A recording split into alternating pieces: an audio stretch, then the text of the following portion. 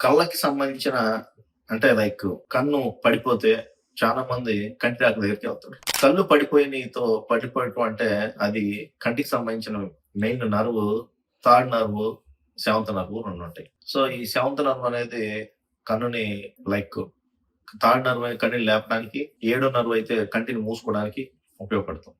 ఎప్పుడైతే మనకి third nerve సంబంధించిన ఏమన్నా ప్రాబ్లమ్ ఉందంటే, ఈ కన్ను ఇలా లేపలేక పడిపోతుంది ఒక కన్నే. ఒకటి చూస్తే 2 కనిపియటం, 2 కళ్ళతో ఈ కన్ను పడిపోవటం అనే మెయిన్‌గా వీటిలో వస్తుంది. వీళ్ళకి షుగరుంటే షుగర్ రిలేటెడ్ న్యూరోపతి వల్ల రావచ్చు.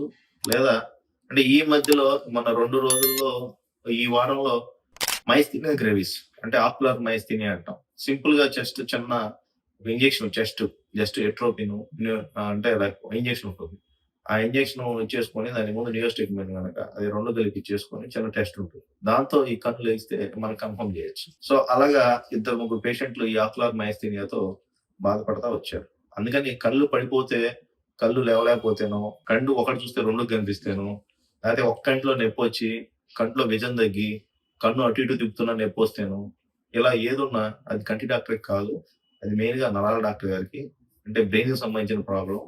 బ్రెయిన్‌కి సప్లై చేసే నర్వ్‌లో తేడా రావటం వల్ల, ఆ నర్వ్ ఎఫెక్ట్ కావటం వల్ల ఇలా జరుగుతుంది అని మెయిన్ చెప్పడమే ఈ వీడియో ముఖ్య ఉద్దేశ్యం. Thank you.